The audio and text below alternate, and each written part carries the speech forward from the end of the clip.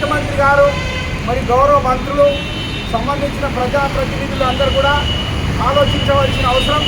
ఈరోజు ప్రజలలో ఉన్న వ్యక్తులు ఎవరు అంటే ఓన్లీ రేషన్ డీలర్లే. ఎప్పుడు ప్రజలతో సంబంధం ఉన్నవాళ్ళు ఎన్నో ప్రభుత్వాలను చూసినాం. మరి మీకు తెలుసు, ఈరోజు రాష్ట్ర కానీ కేంద్ర ప్రభుత్వంలో కీలకమైన ప్రభుత్వంలో ఉన్న వ్యక్తులు ఎవరంటే ఓన్లీ రేషన్ డీలర్లే, ప్రజలతో సంబంధం ఉన్నోళ్ళు.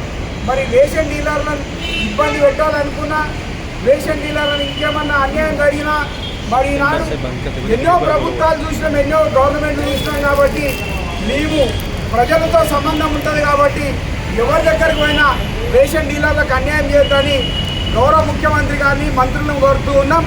మరి అదేవిధంగా అందరూ కూడా మన ప్రభుత్వం కాంగ్రెస్ ప్రభుత్వం వచ్చినాక ప్రతి నెల ఫస్ట్కు పేమెంట్ ఇస్తూ ఉన్నారు.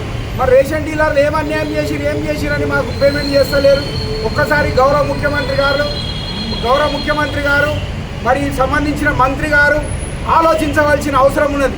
ఇవాళ రాష్ట్రంలో 17,000 చిల్లర కుటుంబాలున్నాయి. ప్రతి ఒక్క బడుగు బలహీన వర్గాల ప్రజలతో సంబంధం ఉన్నటువంటి ఏకైక వ్యక్తులం మేము రేషన్ డీలర్లమే. మాకు రేషన్ డీలర్లకు అన్యాయం చేసినట్టుగా ఉంటే బాగుండదు అని మరొకసారి ముఖ్యమంత్రి గారిని, మంత్రి గారిని అందరినీ కూడా మేము రిక్వెస్ట్ చేస్తున్నాం. మరి మాకు ఈ నెల లోపల పేమెంట్ చేయలేని పరిస్థితిలో ఫస్ట్ నుంచి మొత్తం బంద్ చేస్తామని మీ ద్వారా మరొకసారి తెలుపుతూ ఉన్నాం.